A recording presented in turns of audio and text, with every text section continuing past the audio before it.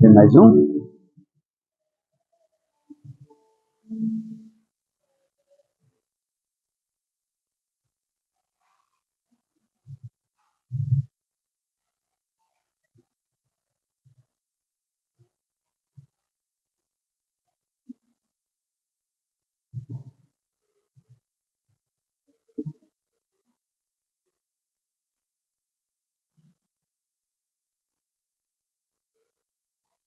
Aleluia.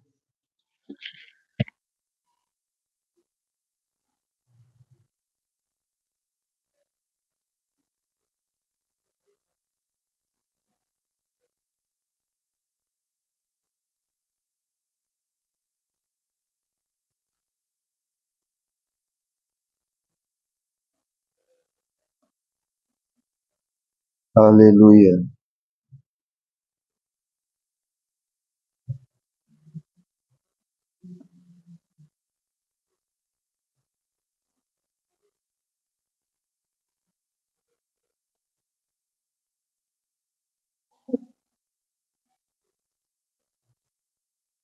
Louvado seja. Graça e paz, irmãos, irmãs. Vamos abrir em Mateus,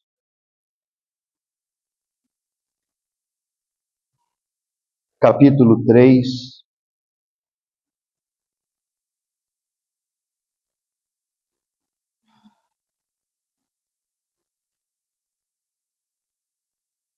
Mateus, capítulo 3.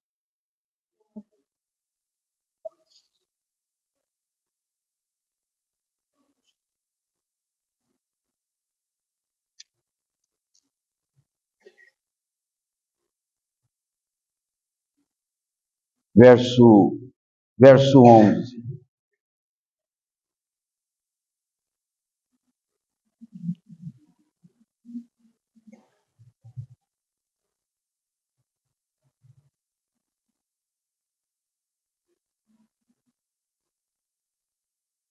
Nós vamos, para a abertura, vamos ler só este versículo. Então eu leio uma vez, os irmãos leem em seguida outra vez, tá bom? Eu vos batizo com água para arrependimento, mas aquele que vem depois de mim é mais poderoso do que eu, cujas sandálias não sou digno de levar. Ele vos batizará com o Espírito Santo e com fogo.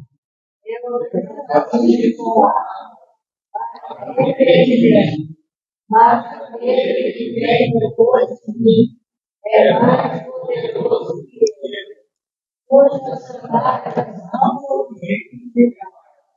Ele vos batizará com o Espírito Santo e com fogo. Aleluia. Vamos orar. Vamos pedir para o Senhor falar conosco por meio dessa porção da palavra. Querido Pai, em nome de Jesus, clamamos a Ti por essa ministração. Querido Pai, a Tua palavra é santa, a Tua palavra é pura, a Tua palavra é escudo, a Tua palavra é espada, a Tua palavra é luz e lâmpada para os nossos pés. Querido Deus, dependemos de Ti. Bendito Espírito Santo, amado Deus conosco, aqui, pedimos a Ti em nome de Jesus, que abra o nosso entendimento, que nos ajude a dizermos palavras claras, verdadeiras, de modo que possamos compreender a verdade e sermos constrangidos e quebrantados por ela. Fala conosco, ajuda-nos, Espírito Santo. Sem Ti nada podemos fazer. Estamos lidando com o que é espiritual E se o Espírito não agir, ficamos só na esfera do intelecto, do conhecimento, e nós queremos ir muito além, Senhor. Queremos, querido Espírito, que nos conceda sabedoria e revelação, que ilumine os olhos do nosso coração, que nos dê sabedoria do céu, de modo que possamos não só entender, mas sermos constrangidos com a verdade. Fala, Senhor. Nós te pedimos, ó Pai, em nome de Jesus.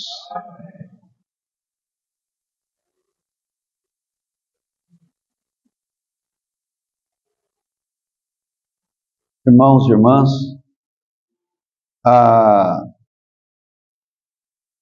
a minha intenção com esse versículo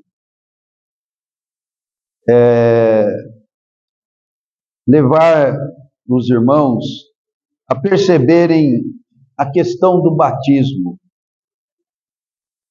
As coisas podem ser superficiais ou podem ser profundas. Depende do quanto nós abrimos o coração, de quanto nós nos sujeitamos ao Espírito. Então, precisamos muito que o Espírito nos constranja a abrirmos o coração para coisas mais profundas, que possam, de fato, atingir a nossa mente e o nosso viver. O conhecimento é uma fase da sabedoria. A fase final é a fase em que algo transformador opera em nós. Se nós só sabemos, mas nenhuma transformação vem daquilo, permanecemos ainda na esfera do conhecimento. Nós podemos ter algum entendimento, até mesmo espiritual, algo que aponte para a verdade. Mas se nós não estivermos com o coração aberto, nós não vamos avançar para sermos aperfeiçoados pela palavra. A palavra, quando ela é pregada, por um lado, aquele que preparou e ministra a mensagem diz o que pode. Mas quando quem prega está no temor do Senhor, está na unção do Senhor, o Espírito vai fazer o que o pregador não consegue fazer. Isso depende de encontrar um coração aberto. Há situações em que até um pregador de má vontade, pregando por obrigação, pregando profissionalmente, se ele diz a verdade e o Espírito quer agir no coração de alguém que está aberto, ele vai muito, muito além das limitações desse pregador de má vontade e toca no coração. É impressionante. Agora, se o pregador tiver de boa vontade, então algo emana dele para atingir o coração dos irmãos. Mas isso ainda precisa de termos para o Senhor um coração aberto. Então, esse tema que eu estou falando, batismo, ele pode ser uma coisa superficial, ou pode ser uma coisa muito profunda, que atinja verdadeiramente o meu viver e promova transformações. Aí então nós teremos um agir de Deus, por excelência. O Senhor ficará contente com a vida de quem se abre com Ele, e esse que tem o coração aberto vai se beneficiar de tantas coisas. Então, precisamos avançar de não sabermos nada para termos um conhecimento. E avançarmos de termos um conhecimento para termos uma vida realmente transformada. Então temos que estar aberto ao Espírito Santo. O que eu não puder fazer, Ele fará. Irmãos, batismo quer dizer imersão, ser mergulhado, ser introduzido em algo, de maneira que você esteja totalmente mergulhado naquilo. Então, esse é o significado da palavra batismo. Em Adão, por conta do nosso nascimento em Adão, nós fomos batizados no pecado e na condenação. Isso gerou o quê? Em quem está mergulhado no pecado e na condenação? Morte, trevas e perdição eterna. Então, o que é que alguém nascido em Adão sabe de Deus? O que ele sabe de Deus? Nada. Nada. Agora, o que ele sabe do mundo? Do meio onde ele está, ele sabe tudo. Não é isso? Então, todos nós aqui, falando do nosso nascimento em Adão, todos nós aqui já nascemos mergulhados num determinado tipo de cultura humana. Cultura. Então, por exemplo, o Romário veio da Bahia. Você nasceu baiano. Eu nasci paulista. Falamos a mesma língua, mas Bahia é Bahia, São Paulo é São Paulo. Então, ele foi criado lá, eu fui criado aqui. Tem coisas parecidas e tem coisas muito diferentes. E isso gera em nós o quê? Uma mentalidade, uma maneira de pensar, que por sua vez nos torna um tipo de pessoa. O que eu penso determina a minha forma de ser. E aqui cada um tem a sua origem. Antônio veio do interior do Paraná, lá do sítio, norte do Paraná, lá da região rural. Então isso já difere do paranaense de Londrina, da cidade, que é uma cidade bastante avançada. Curitiba é a cidade mais avançada do Brasil. Ele nasceu na roça do Paraná, já é diferente dos outros paranaenses.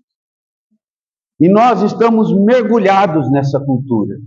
E eu vou dizer, meus irmãos, tem uma cultura rio-clarense que é braba, hein, Deus? Ô, coisa braba! Até hoje eu não me acostumei com isso. E já está indo para 40 anos que eu estou aqui. Tem um modo de ser rio-clarense. Eu vou parar aqui. Só vou acrescentar uma coisa, que é terrível. Por muitos anos eu falei, eu vou sair daqui, eu vou dar no pé daqui.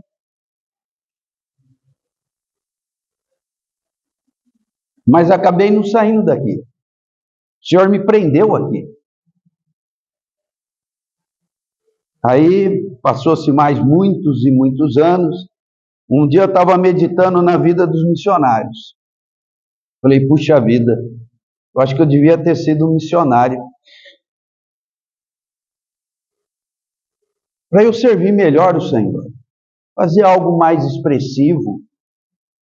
Aí estava orando e pensando nessas coisas. O Senhor falou, não, meu filho, você é missionário em Rio Claro. Vai ser missionário em Rio Claro para você ver. Falei, pô, é verdade. Eu não queria ficar aqui. Talvez ficar no meio dos índios da Amazônia fosse mais confortável do que estar aqui nessa Rio Claro. Então, todos nós nascemos permeados. O Evandro veio Maranhão. Cada um vem de um lugar. Estou falando dos lugares fora de São Paulo, né? E o fato é que todos nós fomos batizados numa forma de ser, que tem a ver com o lugar, às vezes não só com o lugar, mas com a família em que eu nasci. Que tipo de família era a minha? No que criam meus pais? Como eles viviam? Aquilo me forma. Aquilo me começa a criar em mim um tipo de mentalidade. E eu convivo com aquele ambiente doméstico e eu estou mergulhado ali. Eu estou falando de uma situação em que Cristo ainda não entrou. Aí eu fico ali vivendo aquela situação familiar. Se for boa, ela me gera coisas boas. Se ela for de brigas, contendas, perversões até, eu vou tomando aquele jeitão da coisa. E vou me tornar aquilo em que eu sou batizado, não tem jeito. Imerso. Então nós temos que reconhecer que todos nós já nascemos numa espécie de batismo maldito.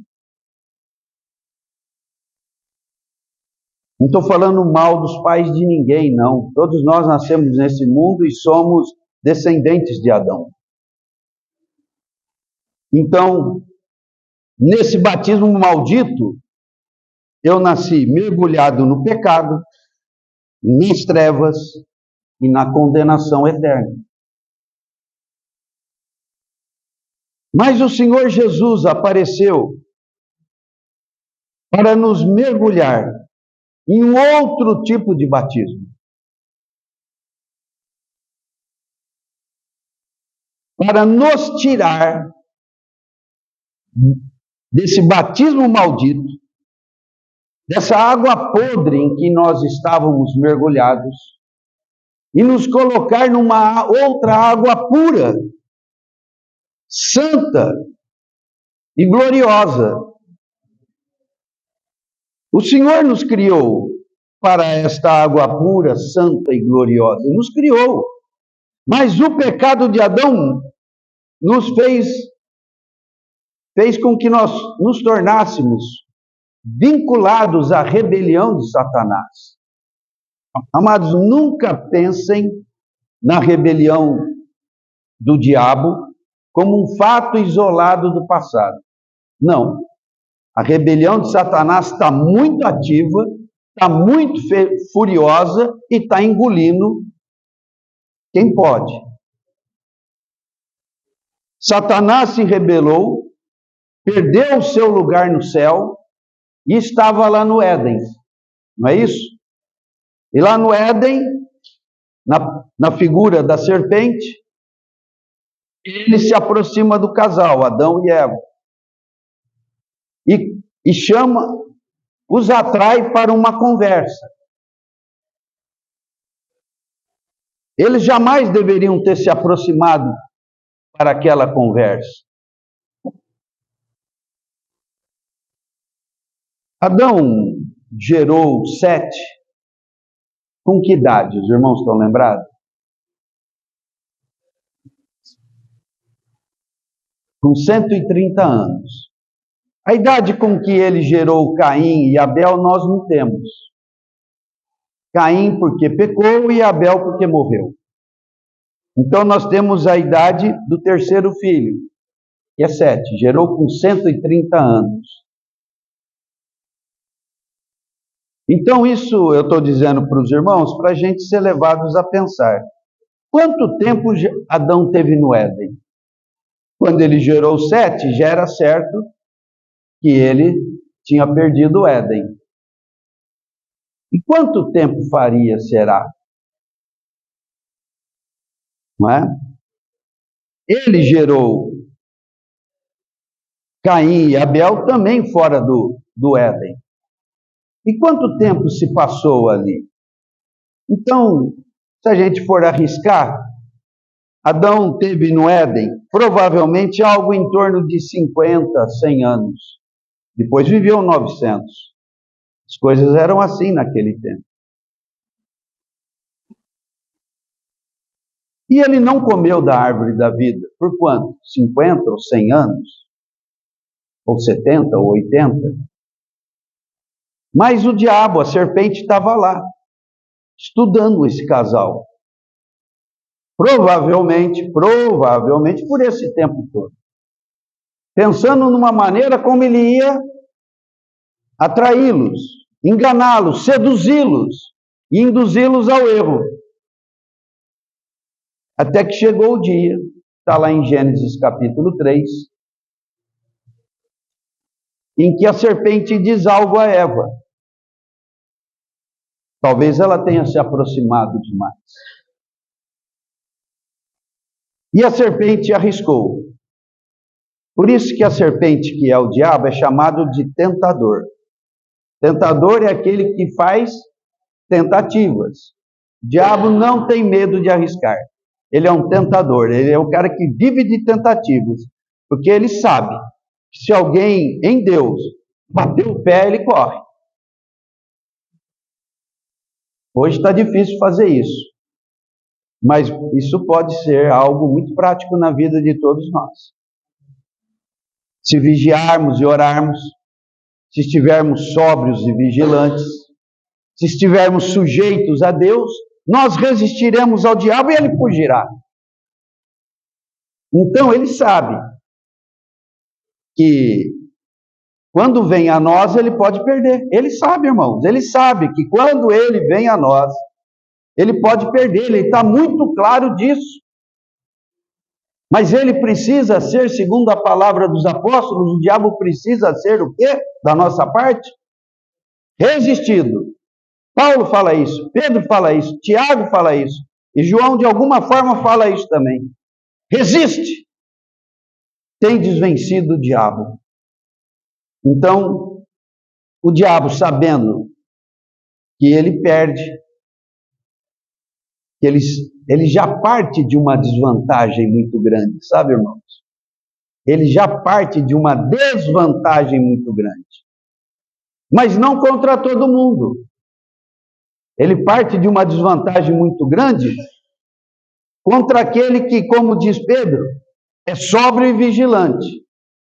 Ou, como diz Tiago, está sujeito a Deus. Ou, como diz Paulo, está revestido de toda a armadura de Deus. Então, se esse que é o viver cristão, ser sóbrio e vigilante, sujeitar-se a Deus, estar vestido de toda a armadura de Deus, então o diabo sabe que sempre que vem, a chance dele perder de alguém que está assim em Cristo é grande de perder. Mas, atrevido que é, ele nunca deixa de, por isso ele é o... Então, irmãos, então até que o Senhor volte ou até que ele nos leve, nós temos que ter um viver de frustrar as tentativas do tentador. Então, voltando a Cristo, nós estávamos mergulhados nas águas podres e fétidas do pecado. Ali, vivendo.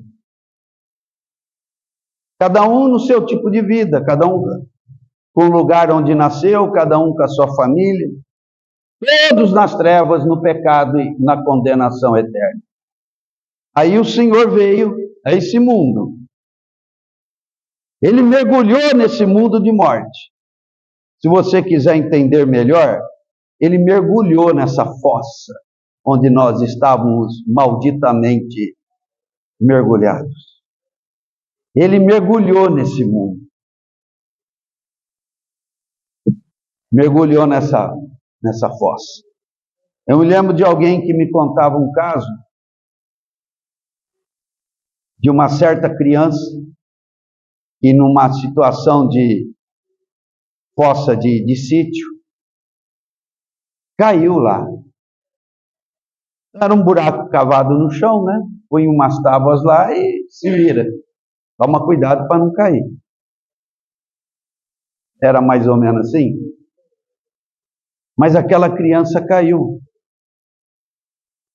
E um certo senhor, que era um irmão, ele mergulhou lá na fossa. Ele pulou lá na fossa para tirar a criança. E tirou. E depois tiraram ele de lá. E esse irmão nunca mais teve a mesma saúde que ele teve depois que ele saiu da fossa. Irmão, Jesus mergulhou na fossa.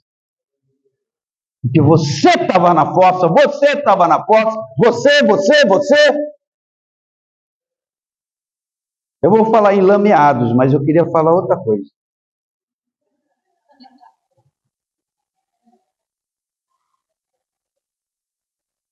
E ele nos tira dali para nos mergulhar nele. E é o que ele está fazendo. E é para isso que nós estamos aqui. Então, eu estou passando essa ilustração toda para os irmãos terem noção do que é batismo. O Senhor está nos tirando de um batismo maldito que resultava em perdição na eternidade e miséria humana nesse tempo. Os que buscam, irmãos, qualquer ser humano que busque prazer fora do prazer legítimo, que é ter alegria em Deus, o nosso coração, irmãos, humano, preparado por Deus, criado por Deus, foi programado para ser alegre. E essa alegria está em Deus mesmo, o seu Criador. Então, quando alguém que está malditamente batizado nessa fossa quer ser alegre na fossa, o que ele vai experimentar é mais miséria ainda. Então, quem tem tudo que esse mundo pode oferecer, na verdade, acaba destruído. Todo mundo inveja o famoso, o bonito, o rico, o milionário. Mas por que esses famosos, essas chamadas celebridades, todos têm um fim trágico? Por que eles tanto cometem suicídio? Por que se drogam tanto? Por que bebem tanto? Precisava beber? Precisava se drogar? Veja esse escândalo nos Estados Unidos. Desse tal de Diddy. Diddy. Como que é P. Diddy, né? P. Diddy. Um cara que se tornou muito famoso no mundo da música, mas tão famoso e tão rico que ele promovia festas de orgias. E as celebridades americanas iam lá, irmãos. Pessoas do mundo artístico, pessoas do mundo esportivo, pessoas da política. E está lá o processo correndo. Só quero ver na hora que abrirem todo o processo. A quantidade de nomes de pessoas tidas como celebridades de vários meios estavam lá naquelas orgias. Aquele menino, o Justin Bieber, acho que é esse o nome, né? Justin Bieber. Justin Bieber. Para caprichar na pronúncia. O Justin Bieber. Antes que estourasse esse escândalo, ele procurou sair. E começou um processo que parece ser de conversão. Então ele era um moleque com 13, 14 anos, fazendo um sucesso de arrebentar. E lá, aí vai chegando perto dos 20, o moleque começa a fazer umas loucuras, de carro, de moto, sei lá. O moleque começa a enlouquecer. Aí ele estava lá nas festas do tal do Diddy. E o único jeito de tirar o moleque de lá vivo, ou não louco, foi ele começar uma experiência de conversão. Não sei se essa situação de conversão é real, mas há vídeos falando disso. Acho que há testemunhos dele falando isso. Então, qualquer um que queira viver nos prazeres desse mundo, fatalmente estará mergulhando mais fundo na morte e na infelicidade. Não há felicidade no pecado, irmãos. O salário do pecado é morrer. A sedução do adultério. Ah, cansei, esse cara é muito chato, essa mulher é muito chata. Ah, não, eu estou mesmo mais encantado com aquela, com aquele. Ah, aquela ela me entende. Ah, aquele ali não, aquele ali é mais fofo, fofo. O antigo perdeu a fofura. E vai trabalhando. O resultado disso nunca é bom, irmãos. Sempre é pecado, e morte, e consequências desastrosas. Então, não há a mínima chance de se ter um viver feliz se não trocar o batismo. No que é que eu estou imerso? No que é que eu estou imerso? Então, o Senhor está fazendo em nós uma obra de nos resgatar desse batismo maldito para nos colocar num batismo abençoado e nos resgatar da morte para a vida, das trevas para a luz, da perdição para a salvação, da miséria para a glória. Então, João Batista está dizendo o seguinte: eu vos batizo com água para arrependimento.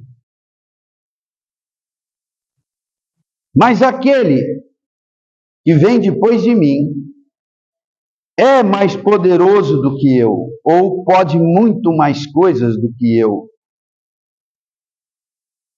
Ele é tão superior a mim que eu não sou digno nem de carregar as sandálias dele. Isso é um comparativo, né? Para falar da diferença do poder de Jesus e o de João Batista. E ele diz que Jesus, como esse que vem depois, ele nos batizará com o Espírito Santo e com fogo. Então nós temos aqui 3 batismos. Um batismo com água para buscar arrependimento. Um batismo com o Espírito Santo para proporcionar um novo nascimento. Nós vamos ver isso mais adiante. E nos dar um batismo de fogo para nos trazer purificação completa. Se não tivéssemos caído na imundícia do pecado, não precisaria de purificação. Mas porque fomos mergulhados no pecado, então nós precisamos de purificação, de limpeza. E essa limpeza não é de um dia para o outro. Essa limpeza ela é lenta, é gradual, e se não parar, ela é progressiva. E onde que para essa purificação? Alguém quer sugerir alguma coisa? Até onde vai essa purificação? Oi? Até?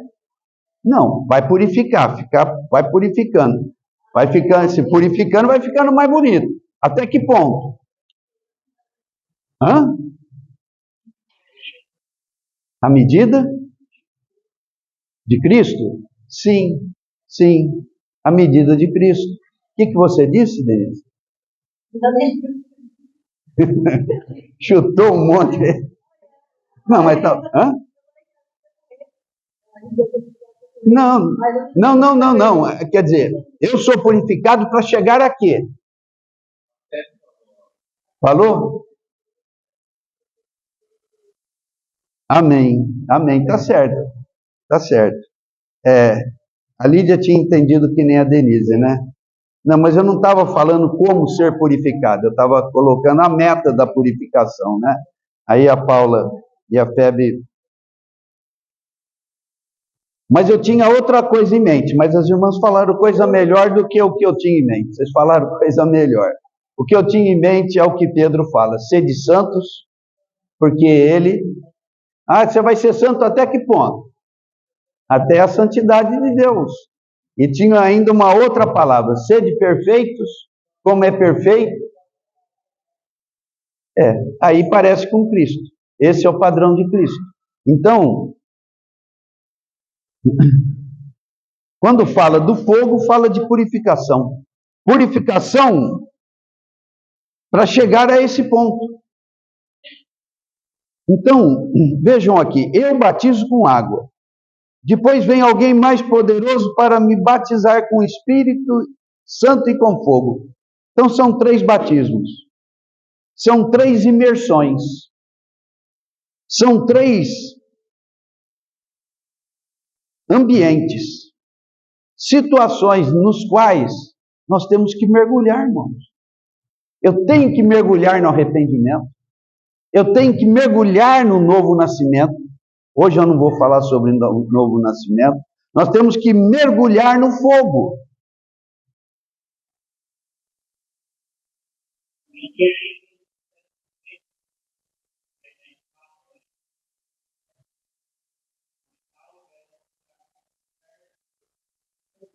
Fogo.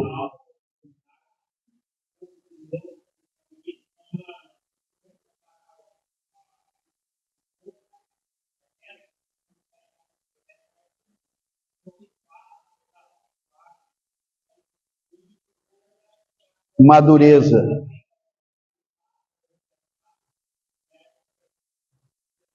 Você está falando isso, eu estou com aquela figura do ferreiro, né? É fogo e martelada, né? E bate, a produção das espadas, né?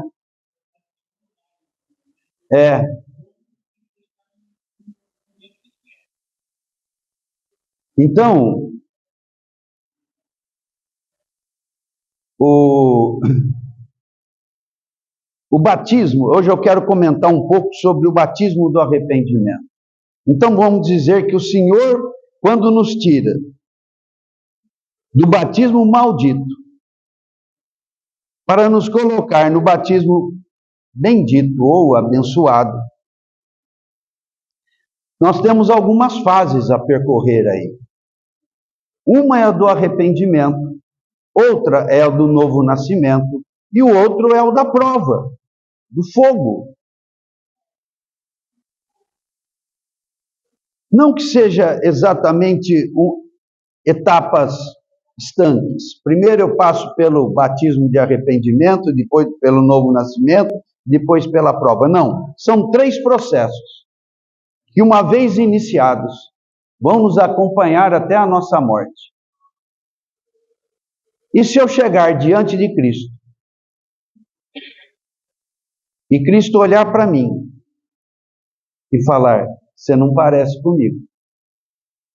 Aí vai ter que voltar lá para o fogo por um tempo, não indefinidamente, até parecer com Ele.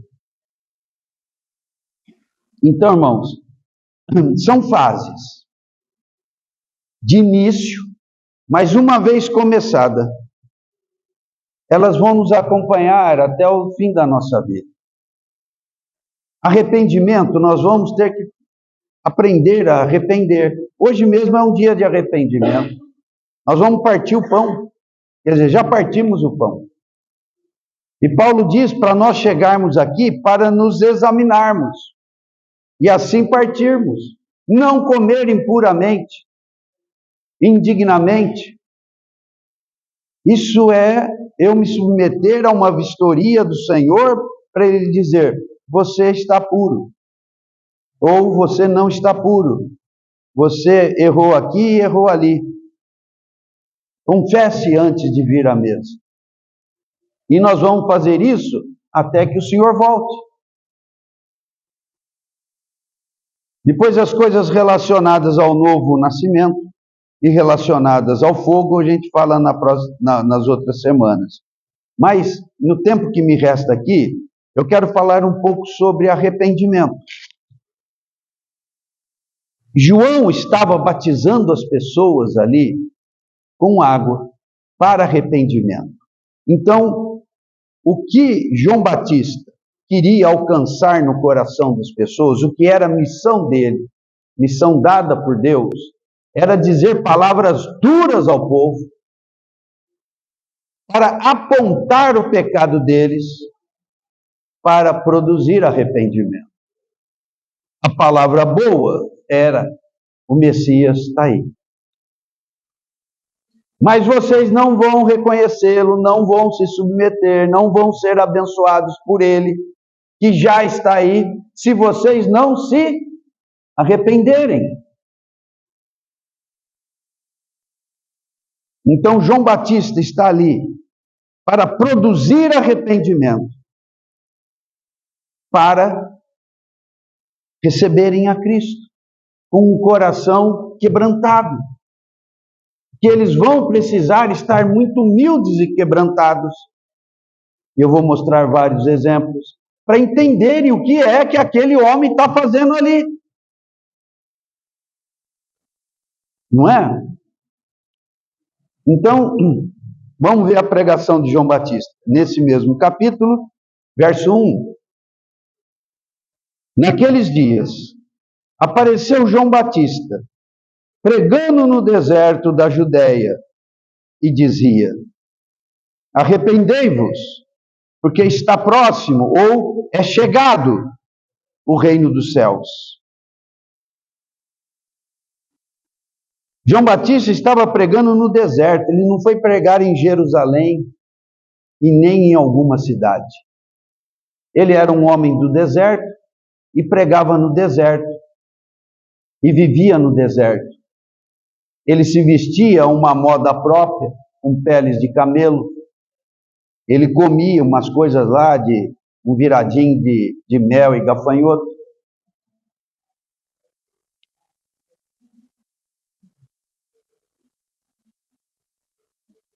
Tudo coisa do deserto.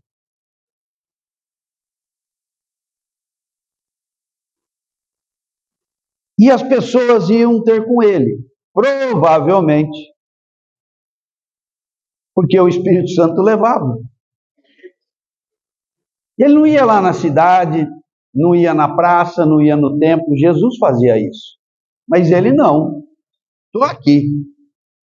E o Espírito Santo trazia as pessoas até ele. Ele era um homem cheio do Espírito Santo. E por meio de quem o Espírito Santo se sentia muito à vontade para agir. Então João Batista, em especial no princípio dele, ele deixava o Espírito Santo muito livre para o seu agir. E o Espírito Santo agia, levando as pessoas, quebrantando o coração das pessoas com as palavras dele e levando-as ao batismo. E a mensagem dele era essa: arrependei-vos, arrependei-vos. Está próximo. Quando diz próximo aqui, é próximo no espaço, não é no tempo, como algo que ainda vai chegar daqui a pouco. Não, próximo no tempo, ó. O reino está ali, ó, porque o rei está ali. Está próximo. Então a melhor palavra é: o reino está próximo, porque o rei está próximo. Arrepender, irmãos, é uma palavra, a palavra grega é muito importante. Eu vou explicar essa palavra e depois a gente encerra por hoje. Essa palavra, arrependei-vos, é a palavra metanoia. E ela diz o seguinte: mudar a mente. Mudar a mente, corrigir o coração. E isso tem a ver, irmãos, com duas coisas, pelo menos. Duas coisas, pelo menos. Uma é estar claro dos seus erros. Como é que eu sei se eu estou errado? Pela palavra de Deus. pela lei do Senhor.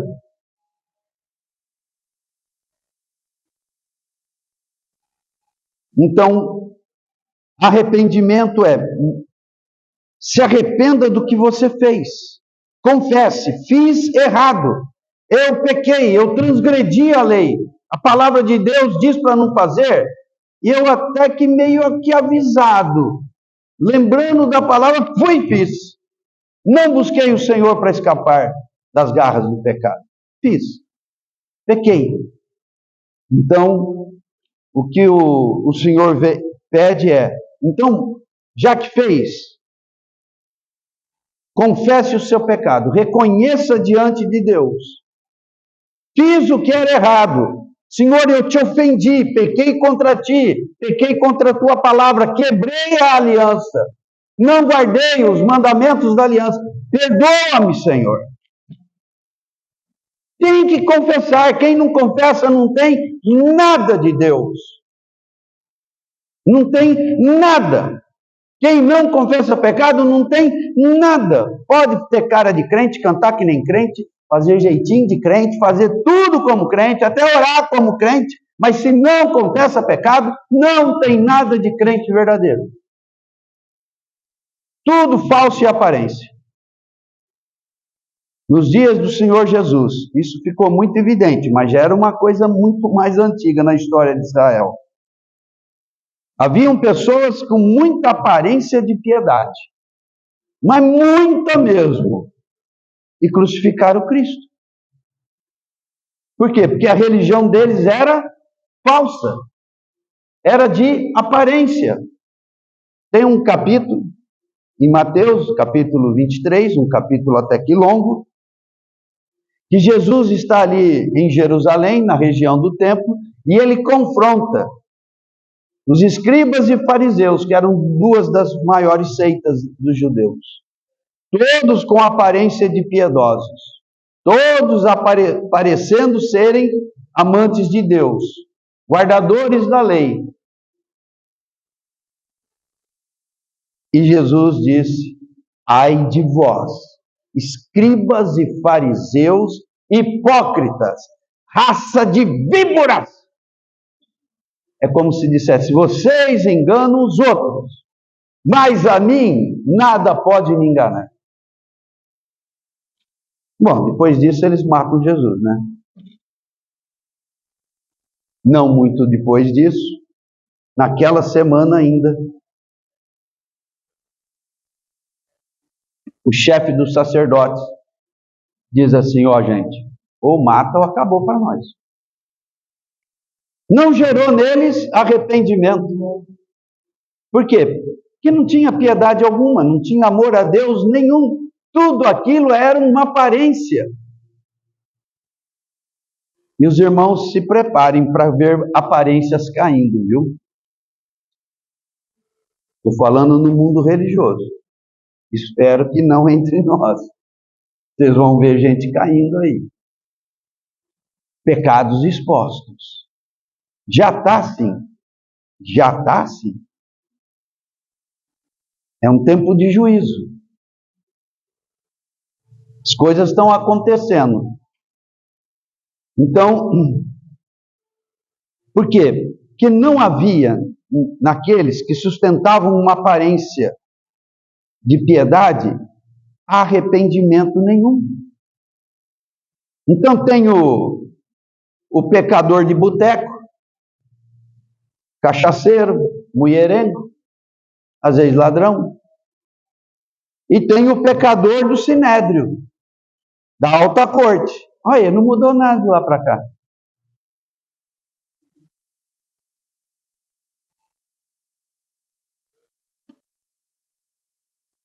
Mas o Senhor olha o interior dos homens. E o Senhor aprecia o arrependimento. Lá no sinédrio, todos decidiram pela morte do Senhor, com exceção de dois: Nicodemos e José de Arimateia. Eles eram discípulos ocultos, mas eram discípulos. O Senhor olha o coração, né? Então, João Batista, ele tinha essa mensagem: Arrependei-vos. Primeiramente, arrependei-vos tem a ver com confessar pecados cometidos. Depois eu vou voltar nesse assunto e vou encerrar. Um outro sentido da palavra metanoia é você se arrepender, e isso é mais difícil. E é aqui que está o trabalho mais árduo do Espírito Santo. É você se arrepender da sua cultura. Às vezes corrigir coisas da sua educação. O senhor precisa corrigir esse teu jeito brasileiro, para pegar todos nós, não apontar nenhuma cidade em especial aqui. Brasileira, que todo mundo é brasileiro, com exceção dos irmãos haitianos. Eu nasci no Brasil. Eu cometo muitos pecados próprios do brasileiro. Isso está impregnado na minha mentalidade, no meu modo de falar, no meu modo de sentir, no meu modo de agir. Aí precisa de mais fogo e mais...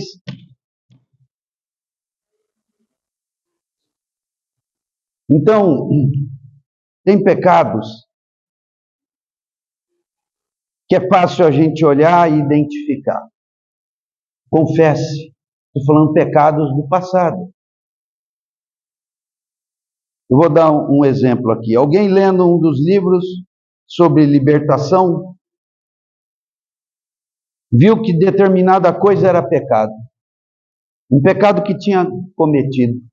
Falou, puxa, mas nunca achei que isso fosse pecado, foi uma coisa do passado. E lá naquele livrinho aprendeu que você tem que confessar. Confessar de uma maneira aberta. Aberta eu digo para com Deus, certo? Não vai sair contando para os outros, só se o Espírito Santo mandar. Mas a princípio é confessar para Deus, admitir diante de Deus. Aí a pessoa confessou aquilo. Pronto. Então apagou aquela coisa do passado. O Espírito Santo, quando ele estiver fazendo o trabalho dele de nos conduzir ao arrependimento, ele vai lançar luzes, talvez de pecado que você cometeu quando você era criança. E na hora que você perceber, não pense assim, isso é uma coisa do passado. Não. É pecado, então confesse. Não precisa ficar se culpando, se destruindo. Não, é pecado. Eu vou dar um exemplo aqui. Já há muito tempo isso, né? Um dia eu lembrei, era moleque, estava brincando com meu irmão, e meu irmão era muito arteiro.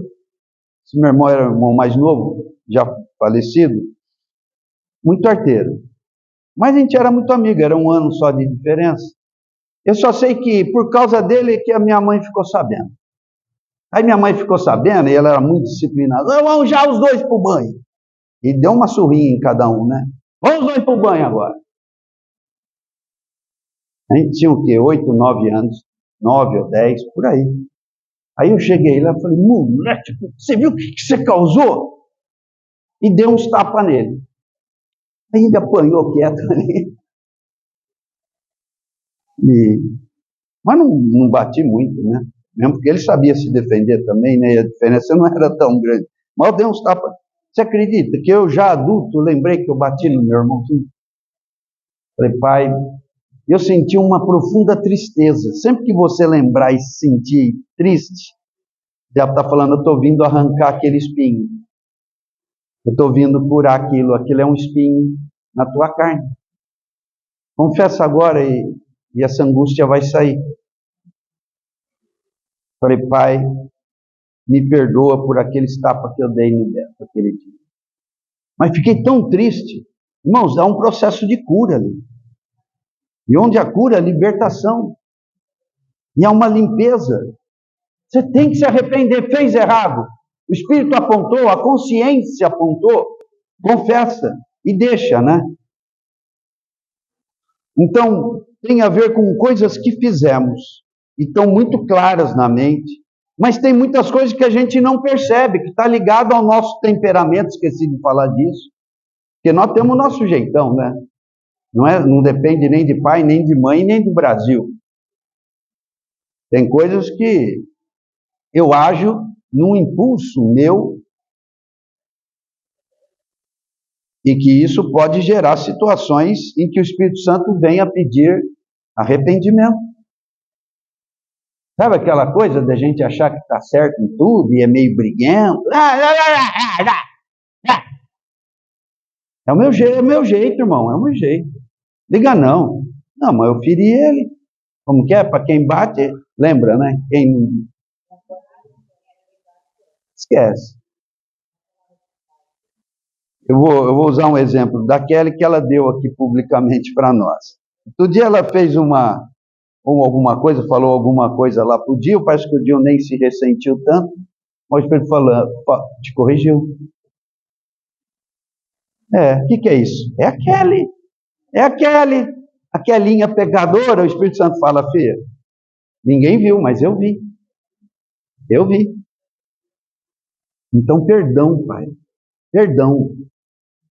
Isso vai nos tornando cada dia cristãos mais firmes, cristãos mais intrépidos na fé, cristãos mais íntimos de Deus. Não tem prejuízo algum, é só lucro. É só lucro. Muitas vezes a gente acha que se arrepender e confessar pecados é um prejuízo. Não. Não. É sempre um ganho. Então, João Batista, ele veio para chamar as pessoas ao arrependimento. Primeiro dos pecados que tinham cometidos e não tinham sido ainda confessados. Pecados claros na mente.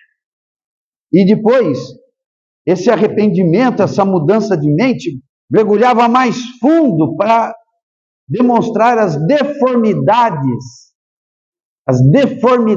da nossa mentalidade natural.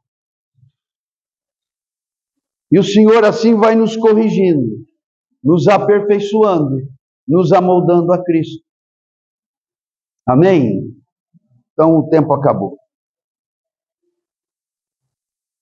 Verso 3 diz assim: porque este é o referido por intermédio do profeta Isaías, este se referindo a João Batista. João Batista foi alguém a respeito de quem Isaías profetizou. Voz do que clama no deserto, preparai o caminho do Senhor, endireitai suas veredas. Essa era a profecia de Isaías. O que ele estava fazendo? Preparando o caminho do Senhor no coração das pessoas. Como? Endireitando os caminhos delas.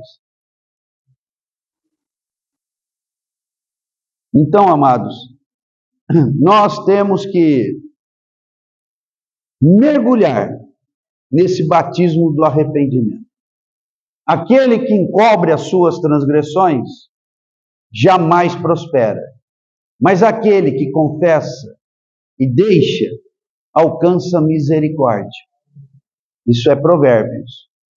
Vamos falar junto? Eu falo, os irmãos repetem.